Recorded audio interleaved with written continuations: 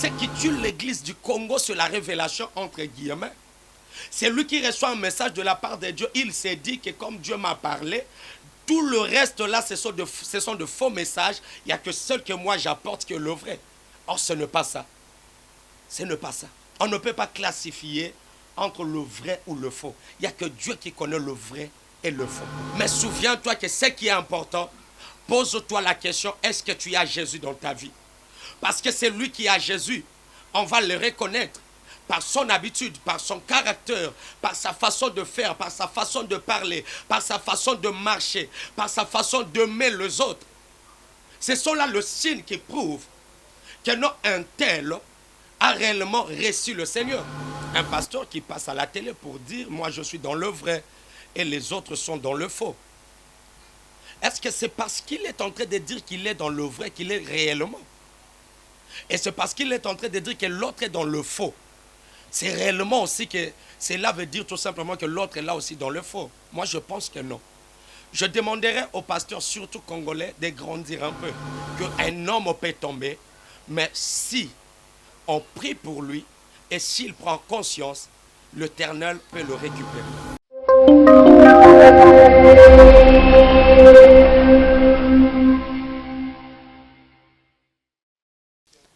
Bonjour chez vous, fidèles téléspectateurs. Je suis dans la joie de vous retrouver encore en cette première numéro de la semaine où nous avons l'honneur de recevoir pour vous le pasteur Alain Makaya. Il est responsable de l'église La Restauration.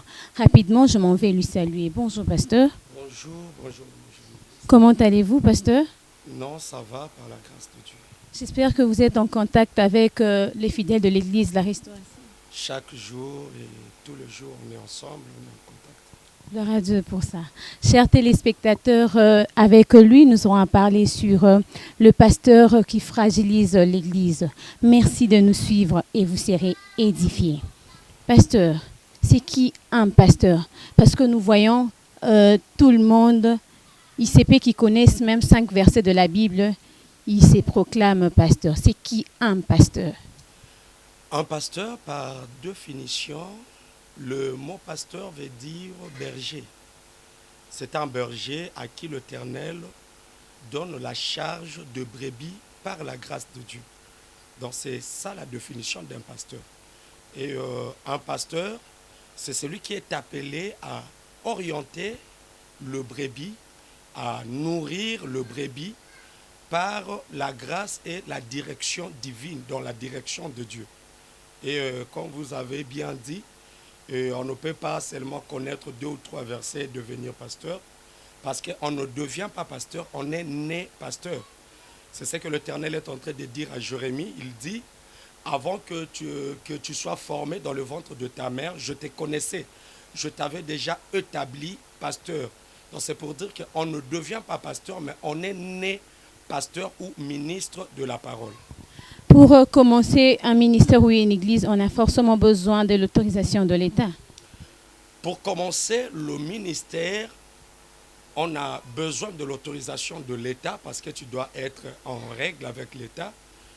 Christ lui-même pouvait dire à César ce qui est à César et à Dieu ce qui est à Dieu. Mais il faut un peu comprendre à ce que le ministère ne commence pas seulement lorsqu'une personne bâtit l'église. Mais le ministère, c'est l'appel de Dieu. Donc lorsque Dieu t'appelle, lorsque Dieu te consacre dans ce travail-là, tu commences déjà le ministère. Tu peux être ministre sans pour autant bâtir. C'est pour bâtir, il faut avoir l'autorisation de l'État. Et qui est César pour vous? C'est l'État. Ok. Et relatez-nous un peu comment l'Église de Dieu a reçu l'Évangile. L'Église de Congo, pardon, a reçu l'Évangile. Bon, l'église du Congo, d'après l'histoire, parce que ça date des années, je pense bien que nous, on était encore trop petits. Et on nous a expliqué qu'il y a un homme de Dieu du nom de Osborne qui a ramené l'évangile ici au pays. Quand je parle de l'évangile, je parle de l'église par rapport à l'église de réveil. Parce que par rapport à l'église catholique, nous savons que ça date déjà des années. Et l'église catholique était venue par la colonisation, mais l'église du réveil est venue par cet homme-là, c'est lui qu'on appelle Osborne, c'est lui qui a amené l'évangile du réveil ici au Congo. Et je pense bien c'était vers les années 80. Et le premier de personnes à être consacré ici dans notre pays, selon l'histoire, c'est le musée Heidi Nabala. Et l'église du Réveil est partie de ces vents-là du musée. Et c'est jusqu'aujourd'hui, on est en train de continuer le chemin qu'ils avaient commencé et ils nous ont laissé. La vie du pasteur au temps des apôtres se faisait comment? La vie du pasteur au temps des apôtres, je ne sais pas si j'aurai à expliquer de la manière que vous avez posé la question. Mais la vie du pasteur, d'abord, un pasteur, c'est un homme consacré à Dieu. Donc, c'est un homme qui dépend de l'Éternel. Et du temps des apôtres, lorsque nous allons lire Actes chapitre, dans tous les évangiles peut-être, et dans Actes chapitre 2, on nous a appris comment est-ce que les apôtres et les disciples de cette époque-là vivaient. La Bible dit ils étaient tous ensemble. Ils étaient là dans la communion fraternelle. Et les hommes de Dieu de cette époque-là, je peux dire que c'était des hommes respectables. C'était des hommes qui vivaient pour Christ. Ils faisaient tout pour l'honneur de Jésus. C'était là leur vie. Il y a Paul qui pouvait dire que tout ce qui était pour moi comme un gain, je le regarde comme de la boue à cause de l'évangile que j'ai reçu. Donc, ça veut dire que c'était deux hommes, ils étaient plus liés, leur souci, c'était apporter au monde le message que Christ avait laissé. Donc, c'était ça leur mode de vie. Et ils le vivaient au milieu du peuple comme nous aujourd'hui. Et ils étaient là et ils le vivaient, comment je peux dire, ils mangeaient de ce que le peuple amenait. Parce que dans Actes chapitre 42, toujours tu vas comprendre, dans le verset, Acte 2 plutôt, dans le verset 43, la Bible dit que le peuple apportait le bien sous le pied des apôtres. Donc ça veut dire que les apôtres n'avaient pas le temps d'aller chercher du travail. Ils n'avaient pas le temps d'aller faire de commerce. Mais tout leur temps était consacré à prier, à prêcher l'évangile. C'était ça leur mode de vie à cette époque-là. Et est-ce qu'un pasteur peut faire la politique? Parce que la Bible n'est pas seulement théologique, elle est aussi, vous êtes sans ignorer, la Bible n'est pas seulement théologique, elle est aussi sociologique. Est-ce qu'un pasteur peut faire la politique? Oui, la politique, c'est un métier qu'on apprend à l'université. Et moi, je dirais pourquoi pas un pasteur faire la politique. Un pasteur qui n'a pas fait des études en politique. Est-ce que la majorité de ceux qui font la politique ont passé par les études d'abord? Mais c'est ça la règle, c'est ça la condition.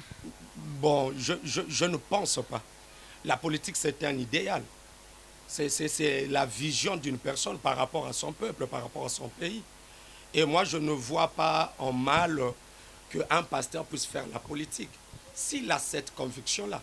J'aime dire, nous avons des pasteurs qui sont médecins, nous avons des pasteurs qui sont avocats, nous avons des pasteurs qui remplissent beaucoup de fonctions. Mais cela n'empêche pas aussi à un pasteur de faire la politique. Si il le voit que non, c'est ce qu'il veut faire. Il n'a qu'à aller à l'université. Il n'a qu'à apprendre encore plus et savoir comment le faire. Parce que même la Bible n'interdit pas les études. L'apôtre Paul pouvait dire sur la grâce que vous avez reçue, il faut ajouter la science. Il faut ajouter aussi la connaissance. Donc s'il voit que non, il peut mélanger les deux. Et moi, je souhaiterais un bon vent. Ce n'est pas interdit bibliquement. Parce que le premier politicien de la Bible, c'était les hommes de Dieu. Du roi, du temps de juges, c'était de sacrificateurs, c'était des prophètes qui dirigeaient la nation. On peut parler de Élie, le sacrificateur. On peut parler du roi Samuel et du prophète Samuel plutôt. On peut parler de Samson. On peut parler de beaucoup de gens. Parce que même la pensée de Dieu, la Bible dit que nous sommes aujourd'hui une sacerdoce royale. Donc, ça veut dire en même temps on est sacrificateur, en même temps si on est roi. On ne sera pas roi seulement au ciel, mais on doit aussi diriger et gouverner. Moi, je ne vois pas le mal. Au lieu de laisser cet espace-là aux païens, aux gens qui ne connaissent pas Dieu, il est de préférable qu'il y ait aussi des enfants de Dieu, qu'il y ait aussi des pasteurs qui font ce travail-là. Et ceux qui le font, moi, je les encourage. Nous sommes sans ignorer, depuis un certain temps, il y a plusieurs vidéos qui Pasteur, vous avez aussi suivi cela. Il y a des vidéos qui circulent. Quelle est la cause de ces vidéos? Est-ce ces pasteurs-là, ils ont abandonné Dieu? Comment expliquez-vous cela? Bon, c'est une question qui est vraiment facile et difficile à répondre. Et par rapport à la pensée de Dieu, Dieu reconnaît que l'homme peut tomber. Dieu reconnaît que l'homme peut tomber. On n'est pas là pour encourager ce qui se fait, entre guillemets, que ça soit vrai ou faux. On n'est pas là pour encourager cela. Et j'ai l'habitude de dire, l'information ne peut pas sortir s'il n'y a rien en bas. Donc, que ce soit une bonne ou une mauvaise information, ce qui veut dire qu'il y a quelque chose qui s'est déroulé. Il y a quelque chose qui s'est passé. Et moi, je dirais au pasteur, ce n'est pas que le Seigneur a abandonné ce pasteur-là. Et l'homme, c'est que les gens ne veulent pas comprendre, ils ne veulent pas accepter à un certain moment qu'en étant pasteur, on est aussi des humains. En étant pasteur, on est aussi des humains. Peut-être par rapport à ces vidéos, ce sont des cas, je dirais, graves et populaires, parce que tout le monde est au courant de ça.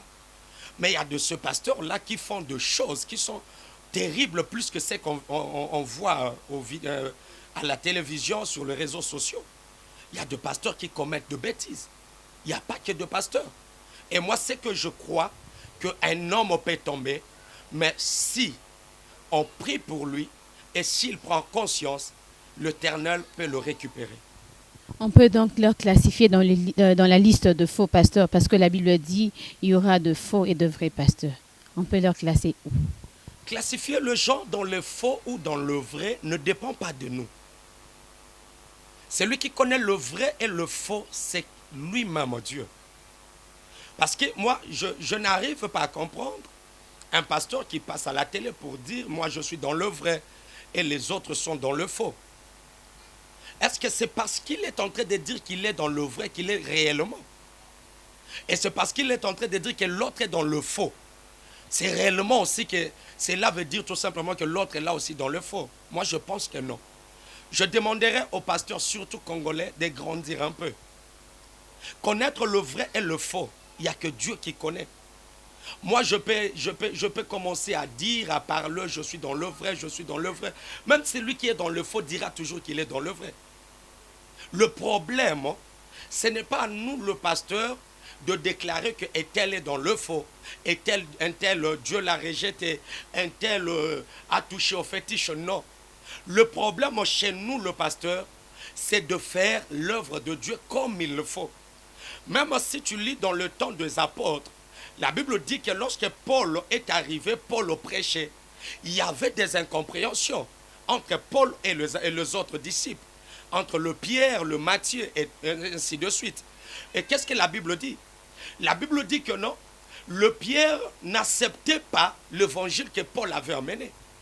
Mais qu'est-ce qu'ils ont fait? Ils ont appelé Paul.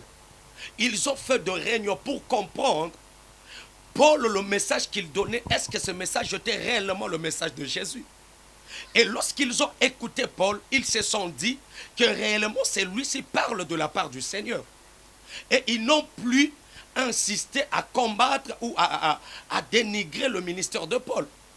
Ce qui tue l'église du Congo, c'est la révélation entre guillemets. C'est lui qui reçoit un message de la part de Dieu. Il s'est dit que comme Dieu m'a parlé, tout le reste là, ce sont de faux messages. Il n'y a que seul que moi j'apporte qui est le vrai. Or, ce n'est pas ça. Ce n'est pas ça. On ne peut pas classifier entre le vrai ou le faux. Il n'y a que Dieu qui connaît le vrai et le faux. D'où vient la rivalité dans l'église? Tout le monde va pasteur monsieur qui est à la télé, qui critiquer pasteur Misusu. Au sens vraiment, il va tout droit au but. Au sens pasteur oiseau s'attaquer à Misusu. D'où vient cette rivalité? Je dirais que cette rivalité vient du diable. Vient du diable, certainement. Parce que si nous prêchons un même Jésus, nous prêchons un même Dieu, pourquoi on va se battre? Pourquoi il y aura de divergences? Parce que nous parlons d'une même personne, nous prêchons le même Jésus. Et si moi je prêche Jésus, l'autre aussi est en train de prêcher Jésus. Nous n'allons pas parler de la même manière.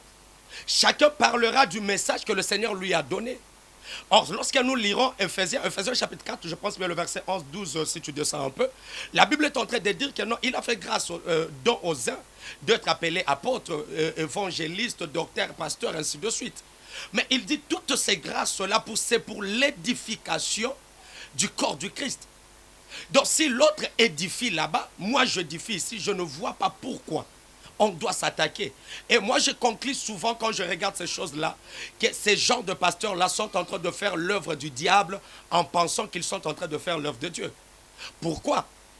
Parce que lorsque je critique l'autre, dans son ministère, il y a des gens qui ont reçu le Seigneur Jésus par rapport à son ministère. Et quand je parle souvent du mal de l'autre, qu'est-ce que je fais comme travail? Je suis en train de pousser ces fidèles-là à abandonner le Seigneur, à haïr non seulement cet homme de Dieu, mais à haïr aussi Dieu. Parce qu'aujourd'hui, les églises se vident. C'est par rapport à ces distractions-là. Les hommes de Dieu qui font ça, ils font l'œuvre du diable sans le savoir.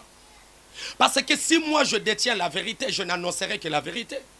Je ne viendrai pas pour m'attaquer à un tel. Parce que là où il y a la vérité, qu'on le veuille ou pas, il y aura toujours de ceux qui vont croire. Et si j'arrive à gagner 2 ou 3 personnes par le message de la vérité que je dirai gloire au Seigneur, au lieu de déstabiliser les autres, de parler du mal des autres à la télévision. Ce n'est pas biblique. La Bible dit si tu as un problème avec ton frère, il faut l'approcher. Il faut le parler. Donc c'est pour dire que ceux qui font ces choses-là, ils font automatiquement l'œuvre du diable. Moi, je ne les appellerai pas serviteurs de Dieu. Je les appellerai serviteurs du diable parce qu'ils font l'œuvre du diable. Ce n'est pas un jugement. Non, ce n'est pas un jugement. Je ne suis pas en train de le juger. Ce n'est pas un jugement. Je regarde seulement comment est-ce que les événements se déroulent. L'apôtre Paul pouvait dire que la nature elle-même ne vous enseigne-t-elle pas? Aujourd'hui, nous avons de ces croyants qui n'arrivent plus à partir dans le lieu de culte. Parce que souvent, ceux qui font ces choses-là, ils pensent que non, comme je critique un tel, ils vont l'abandonner pour venir vers moi. Ils vont l'abandonner pour venir là où moi je suis. Or, ce n'est pas le cas. Les contraires, ils sont en train de tuer le peuple de Dieu. Ils sont en train de faire fuir le gens des églises. Donc moi, ce n'est pas un jugement, c'est juste un constat et la manière d'interpréter les choses, comment est-ce que ça se passe. Partant de ce que vous venez de dire, quelle lecture que le chrétien doit faire? Le chrétien doit retenir ceci. Le Christ a dit, pendant ces temps, le temps où nous sommes même, il y aura de faux prophètes, il y aura de faux serviteurs. Mais le Christ plutôt a donné de signes. Il dit, vous le reconnaîtrez par rapport à leurs fruits. Il suffit seulement de regarder une personne, tu comprendras de toi-même que je ne peux pas demeurer ici. Le chrétien doit retenir que le plus important, ce n'est pas le pasteur, mais le plus important, c'est Jésus. Le plus important, c'est le message du Christ. Ce n'est pas la prophétie, ce n'est pas le miracle. Le plus important, c'est avoir Jésus dans sa vie. C'est de marcher selon la crainte et la volonté de Dieu. C'est ça ce que le chrétien doit retenir. On peut te parler de beaucoup de choses, on peut te prêcher de beaucoup de choses. Mais souviens-toi que ce qui est important, pose-toi la question, est-ce que tu as Jésus dans ta vie? Parce que c'est lui qui a Jésus. On va le reconnaître par son habitude, par son caractère, par sa façon de faire, par sa façon de parler, par sa façon de marcher, par sa façon d'aimer les autres. Ce sont là le signe qui prouve que non, un tel a réellement reçu le Seigneur. Et on reconnaît un bon pasteur, un bon leader. D'abord, c'est par l'humilité. Lorsque tu vois que non, le pasteur qui est en train de t'encadrer n'est pas humble, il aime toujours critiquer les autres, tu dois te poser la question. Prendre le temps de beaucoup prier. On ne part pas dans deux églises par sentiment. Non. On doit partir dans les églises pour écouter la bonne nouvelle. Et la bonne nouvelle s'appelle Jésus. à Dieu. Alors, qu'est-ce que vous pouvez dire à tous ces pasteurs-là qui sont en train de se compromettre et aussi à ces personnes qui sont encore debout? Cher pasteur, cher révérend, avec tout le respect que je vous dois, j'aimerais bien vous rappeler une chose. L'apôtre Paul demandait toujours à Timothée et il disait, tu dois être un modèle pour les gens que tu es en train d'encadrer. Nous devons être réellement des modèles. Nous savons que, comme le monde dit, que l'horaire est humain. Mais fais l'effort de là où tu es, d'être un modèle. Un modèle en conduite. Pas seulement en prédication, pas seulement en enseignant, non. Tu dois être un modèle par rapport à ta marche. Je suivis même un homme de Dieu qui disait que non, il faut suivre le message qui sort de ma bouche. Il ne faut pas suivre le comportement du pasteur, non. Le comportement du pasteur, c'est aussi un enseignement. La Bible dit, si on a appelé le chrétien, ce n'était pas le nom qui descendait du ciel, non. C'était le païen. Le païen, on regardait la façon de vivre des apôtres. Et ils se sont dit, réellement, ces hommes-là sont des chrétiens. Parce qu'ils ont trouvé Jésus dans ce qu'ils faisaient, dans leur façon de parler, dans leur façon de marcher, dans leur comportement. Ils ont vu Jésus. Donnons gloire à Jésus. Non seulement lorsque nous sommes dans notre chair, on est en train de prêcher, non. Donnons gloire à Jésus en tout et tous les jours de nos vies. Et toi qui es debout, je te dirai, avance encore, persévère encore. Même si tu n'as rien, même si tu n'as pas l'argent, avance et fais l'effort de ne pas tomber. Parce que bientôt, il reviendra, le maître de ce travail. Il sera là bientôt. Chers téléspectateurs, nous voici déjà arrivés à la fin de cet numéro d'édification. Comme c'est un numéro d'édification, on ne peut pas se séparer comme ça. Pasteur, un mot d'édification. Je dirais au peuple de Dieu que c'est lui qui a fait la promesse est juste et fidèle. Il ne te mentira pas. Accroche-toi à Dieu, non par rapport aux besoins que tu as, mais accroche-toi à Dieu parce que tu reconnais que dans ta vie, sans Dieu, tu n'es rien. Aujourd'hui, le monde est troublé. Je ne vois pas une personne qui appelle, papa, prie pour mon mariage. Papa, prie pour que j'ai du travail.